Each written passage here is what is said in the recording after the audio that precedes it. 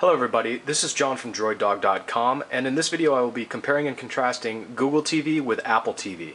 And I'm not going to look at the hardware so much, I'll focus on features and software.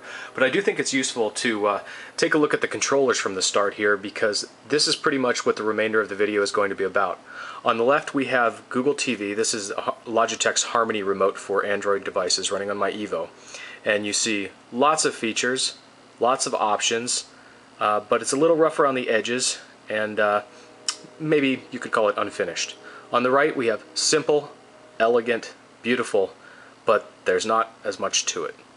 Now I have my television set up with Google TV going into one HDMI input and Apple TV going into the other, so I can just flip back and forth. Now the primary difference between these two systems that I should point out right off the bat here is that Apple TV delivers content from iTunes, from various sources on the internet, and from your personal home library. Google TV does all those things as well. However, it includes your cable or dish television programming, and you can search it and record it using Google TV. So obviously that's the primary difference between Google TV and Apple TV. I should also point out that what I'm using for my Google TV here, this is the Logitech Review Box, costs $299 and also comes with this keyboard which has a D-pad and mouse pad and all kinds of buttons. Apple TV is only $99, so we're not comparing you know, extremely similar services here. There are other differentiators between the two.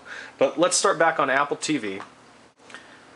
And I'm having a hard time keeping everything in focus here with all the lighting effects on here, which are kind of similar between the two systems, by the way. Now we have a simple navigation system. Up on the top we have the top movies, because we have movies highlighted in the menu below. If I scroll over to TV shows, it's going to show the top TV shows. If I scroll over to internet, it's got Netflix, computers, I'm not hooked up right now, and then settings, and it just shows a logo up there. So under each of these menus you have a list of items to select. Under movies you have top movies, wish list, which is like Netflix queue, genres, you can search, and you can see in theaters, which is usually just previews. Now I'm uploading another video with my laptop while I shoot this video, so I'm going to have to edit out some bits where it's loading. But you have a really slick interface, smooth scrolling, you select an item. This is going to be coming from the iTunes store. This is just a preview, so we can watch previews. If I go back and select a top movie, I have the option to preview. That's not always there. I can rent for $4.99, add it to my wish list, and get more information. And there's a Rotten Tomatoes rating right there, and we have usually related videos at the bottom there. Viewers that watched this also watched these other movies. TV shows, it's the same situation. Favorites, top TV shows, genres, TV networks, and search. Under internet, we have Netflix, YouTube, podcasts, MobileMe, Flickr, and radio, and we'll get to those later and comparing them with the equivalents on Google TV. And then under our settings, general, screensaver, audio and video, AirPlay, computers, and put it to sleep.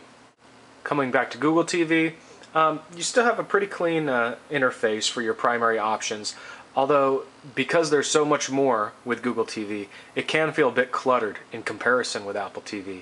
You have your bookmark screen, which is quick access to your favorite channels, favorite applications, and oops.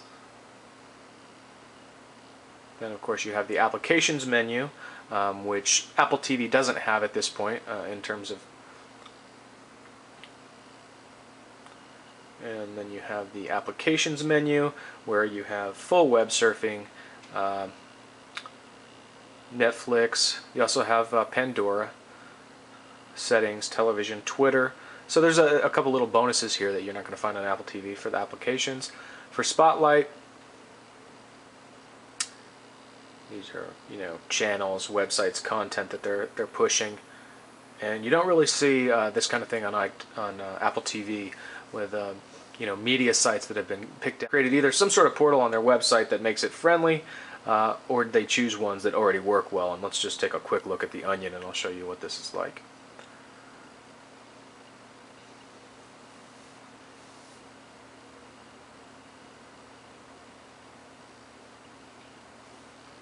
The title was "Thousands of Girls Match Description of Missing Sorority Sister." Police in Columbus say they are no closer to tracking down Jessica Hagan, the Ohio State sophomore and member of Kappa Alpha Theta sorority, who was reported because, 10 days ago. especially with my bundle here that I have with Time Warner Cable, I have so much different content in terms of the format that it's got to display, that you'll see my TV automatically stretching it and giving people the squished head there, and that's just a function of my television, not Google TV. Normally I can go in and manually select an option, but when it's getting mixed signals, I suppose it wipes those away, and I can only go with automatic or widescreen, which stretches it out. And the next option down, most visited. These are websites, applications, areas within the operating system like settings. Down here you'll see YouTube's lean back, which offers a unique viewing experience. Next you have Q, and I already went over that in another video, so you can take a look at that, but similar functions like with Netflix or a wish list. What's on? This is something that you're just not going to find on Apple TV, and that's looking through television categories, stations, and networks. Some are being blocked from Google TV, some major ones, but there's still plenty available.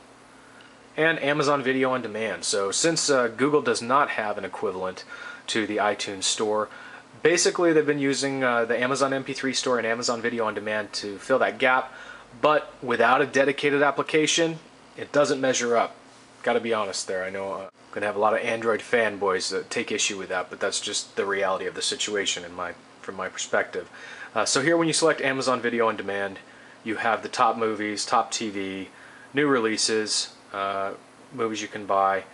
You can also rent movies. But even though I've logged into Amazon, it doesn't turn up there. Why? Because the entire process of finding and purchasing movies with Amazon Video on Demand is done with a web browser, which, as I said before, I think is clunky. And you know, this is another key differentiator between what Google's got going on with Amazon and what Apple has going on with iTunes.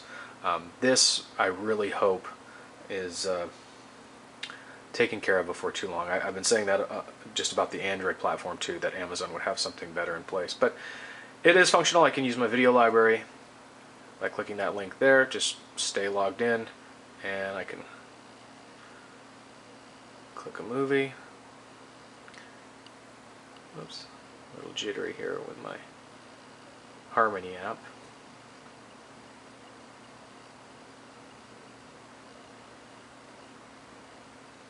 And it will launch full screen. And the player does have controls, which will pop up here in a minute.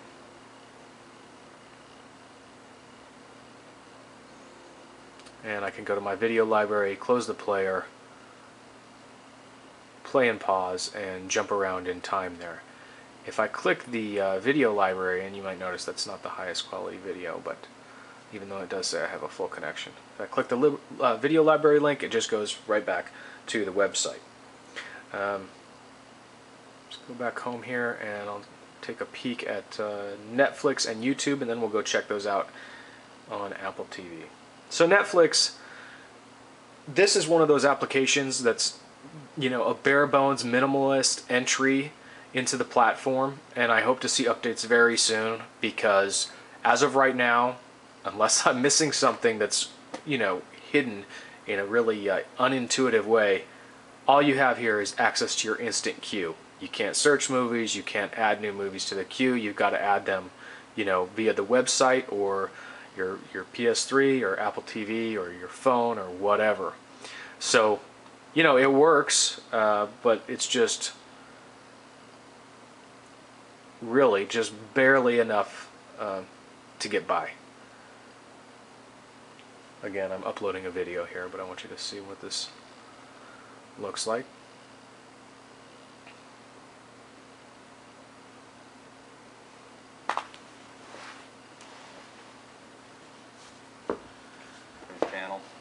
was sort of a reinforcement. John Kerry is Jane Fonda with the Burberry scarf tied around his neck. Any ad lib that made the Democrats and I can, of course, control it here, and you can see the timeline at the bottom. So that's pretty neat. But I would like to be able to do a lot more with my Netflix account. Alright, now let's take a look at YouTube. Now if you just launch YouTube here, all you're going to get is the main website, same thing you see in a browser. Okay, but if I, it's going to ask me there anyway. See, I got to go back. Ask me if I want to try lean back, so I'm going to say yes. And I'm fumbling just a little bit with the controls here, even though I'm using my phone. I have to look at it. Some of you might not need to. I definitely have to look at the controls at this point, even when I'm using the keyboard, which you could, you know, potentially feel your way around on. So I'm going to D-pad down to watch. So you have the standard old YouTube application, or YouTube ads at the top there. You have categories at the bottom: best of YouTube, comedy, entertainment, film and animation.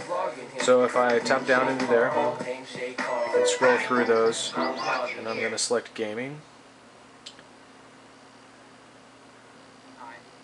And there you go. So it's a really nice YouTube experience, as you would expect. Sorry, I was talking to my girlfriend. A girlfriend? I've got a couple of those. Wait, is it more than one? Yeah, I've got Legolas, Night of Hunter, Short Round 69. And I'll jump back to television, which again, you're never going to see on the hardware currently available for Apple TV. And again, I'm having trouble focusing on this main screen here, but if I go into the Netflix app, you'll see a custom interface that is really easy to get around in, and it provides a lot of really useful options. You can go into suggestions for you, and just based on your ratings in the past, different categories on the left there. Sorry if that was too fast. Recently watched, movie genres, TV genres, new arrivals, instant queue, search and log out. So if I go into movie genres, and let's say I want to watch a documentary.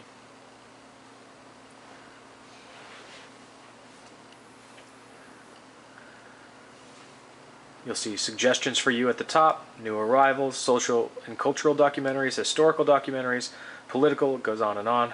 I'm going to go ahead and select the Buddha. And I have the options to rate, play, remove from my instant queue, and get more information.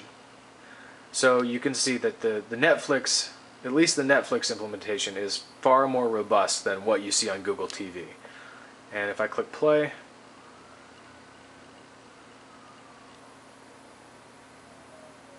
help everyone explore new worlds and ideas. Support your PBS station. you'll see that Netflix looks much better both on Apple TV and Google TV than Amazon's video on demand with the same bandwidth. And I've tested this under a lot of different conditions, different times of the day, one right after the other, and over again, Netflix outperforms Amazon's video on demand in terms of quality. So if we go to Internet and YouTube, and let's go with top rated.